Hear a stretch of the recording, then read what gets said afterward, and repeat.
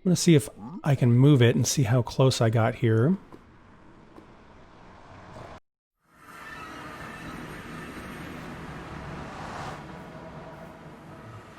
Not close.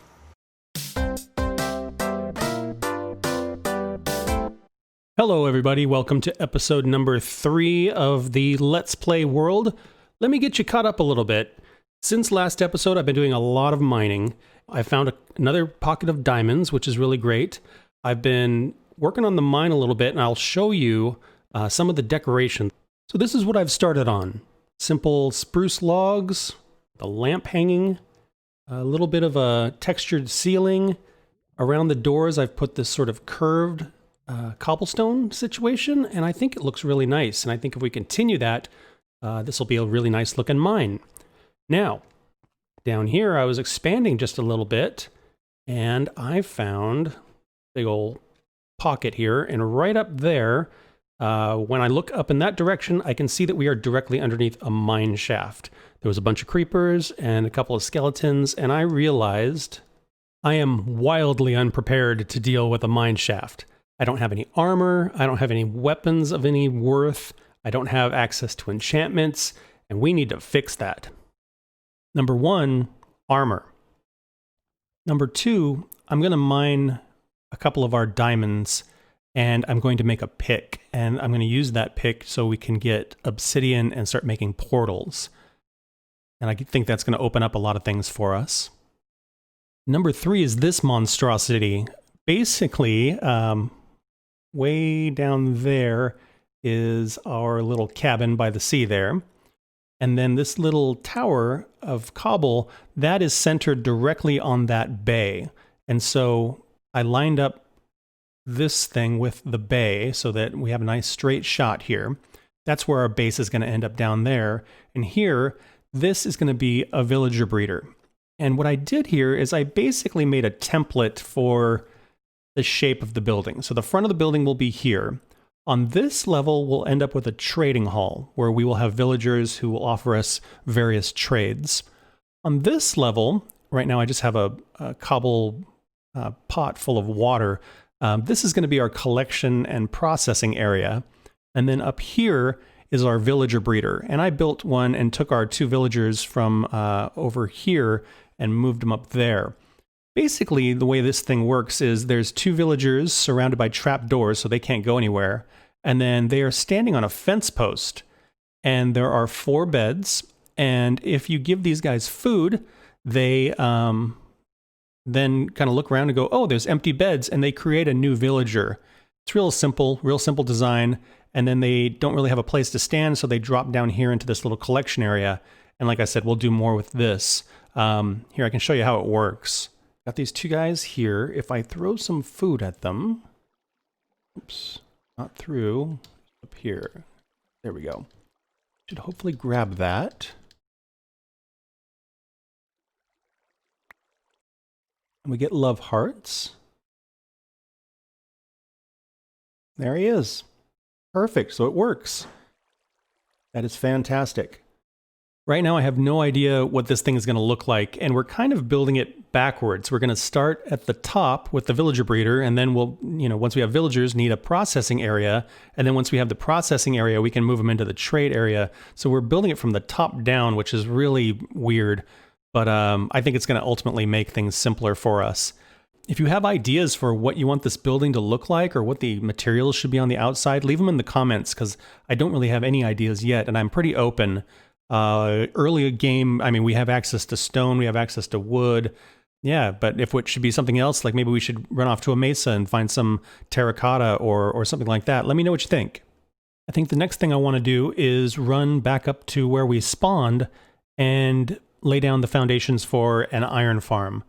I am a big fan of getting iron farms and villager breeders going early because late game, having access to trades and having access to lots of iron for hoppers and things like that makes things so much better. So that's my plan, is to get that going, and then we'll be in really good shape, I think. So let's do that. Taking a slightly different route here along the coast, see if there's anything interesting that we missed on our way down the first time. feel like we're getting there. A lot further than I remember. Yep, this looks familiar. Almost there. All right, well, this is where it all started. So, it's basically just a big flat area, so I think I'm just going to clear some space and, oh, hello, Fox. We'll kind of build up a little tower or something and try to make it look a little more natural so it kind of matches things. So I'm going to get out the axe and just start chopping down some trees. So since we have so much spruce, I think that is going to be one of the materials I use. And then I smelted up some regular stone so it can kind of match, you know, the natural environment. And I think the spruce and the stone will look sharp together and kind of fit in kind of nice. So we'll see how that goes.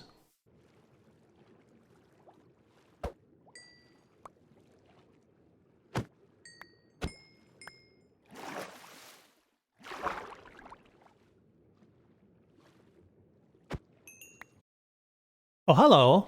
It's me, the fish boy. This is the data pack I was talking about where mobs can drop their heads if you kill them. And I just killed a bunch of salmon, and so I happened to get a salmon head. Okay, we have a nice big clear area now. And I've set up a little camp here so we can do our construction. And I think what we're going to do is just build the collection area here and then the farm up above.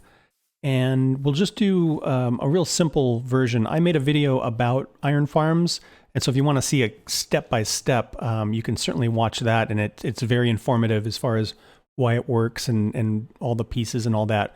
So I'm going to make sure I have all the materials I need, and then I'm going to get to work building it.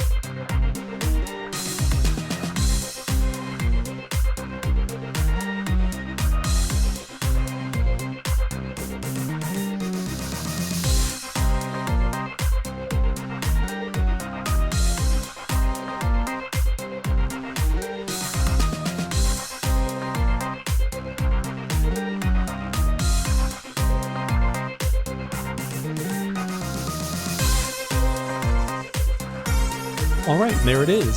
So next thing I'm going to do is build a portal up top and then build a portal over in that village where I have those villagers locked up. And I want to move them through the Nether so that I don't have to move them over these mountains. Then we'll get rid of the portal and then we'll build something here structural so it looks like the farm is actually supported and not just floating up in space. So that's the plan. All right, the portal was pretty misaligned. And I think it's because there's just this massive, massive amount of netherrack, and there was nowhere for the portal to generate. So I'm going to see if we can move it, and we'll light this guy up, and we'll see how I did here.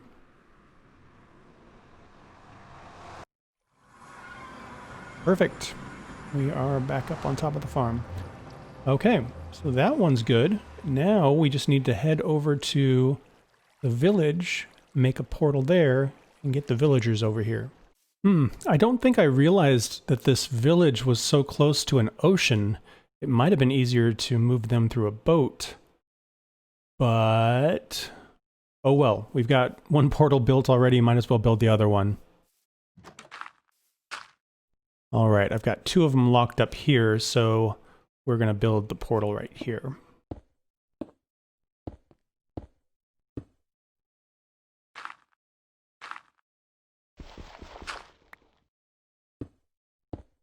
There we go. I'm going to put some dirt around back so that they don't walk out the back here. And let's see, we should probably put some walls here to help guide them. Awesome. Okay, let's light this thing up and see what we get.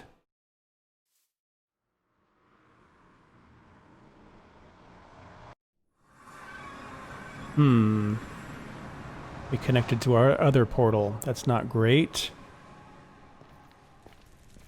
Yeah, like I was saying, there's so much netherrack here. There's not very many places for portals to generate. So we're going to have to build one from scratch. Okay, so this is where the villager portal will link up. We need to go to 33, right? Okay. That would be right here. All right, so we're just going to build a portal here, and that should connect up. All right, let's see how I did. Fingers crossed. Perfect. All right, we are in great shape. So let's go ahead and sleep, and then we'll get these villagers moved over. I was thinking about it, and boats might be the best way to move these guys. So I might need to make the hallways a little wider. Let's do that first. All right. All in all, it's not all that far. It's just in the nether. Okay, let's see how this goes. It's always a fun time when you're moving villagers. I don't want him going that way, so we're going to block that. Hello? Okay, perfect. He went right into the boat. Turn around. And we're going to carefully navigate along like this.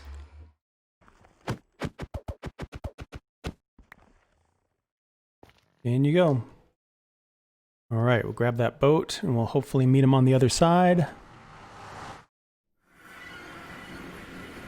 Perfect. All right, one more time. Oops. In you go. Perfect. Now we should be in the iron farm. Yep, in you go. That's one. Now we just need to do that 2 more times. I got him. All right, so that side of the farm is done, and now I just need to get a zombie into this side. We'll see how that goes. I'm gonna use some stone slabs instead of the wood up here, because I think that'll look nice. Leave that open for now. And see if I can get down without killing myself. You are the king of the mountain, pig.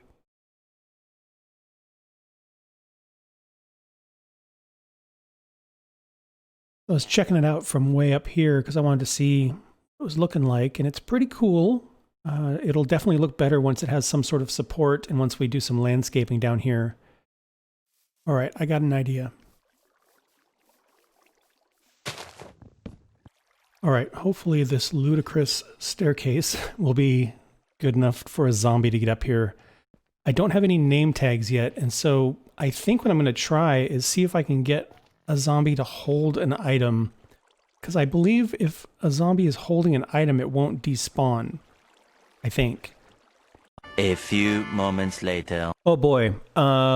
I did a little Google search, and it turns out that I was right. If a zombie is holding an item, it will not despawn. However, only 7% of zombies are able to hold a thing, which means I'm going to try and find a zombie off camera, because otherwise you're just going to sit here watching me throw stuff at zombies forever.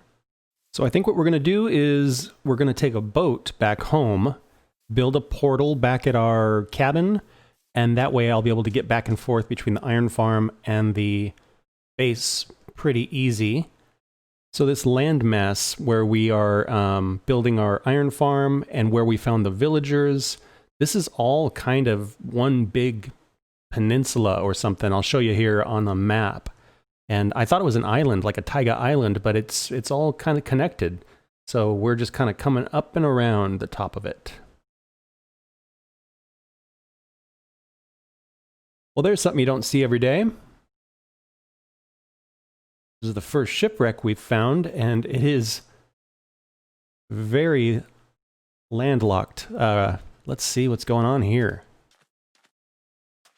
It's crazy. I've never seen one this... Wow, it's like all the way embedded in the land. That is bonkers.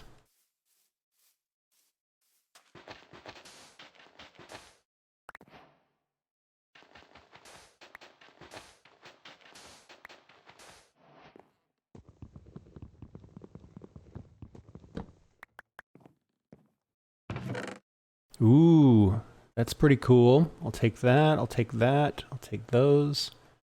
Diamond and a gold nugget. Very good.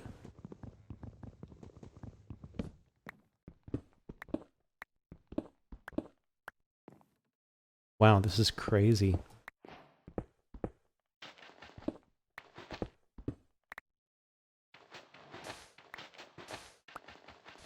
There it is. Treasure map. Awesome, I'll take it. Some paper. Book.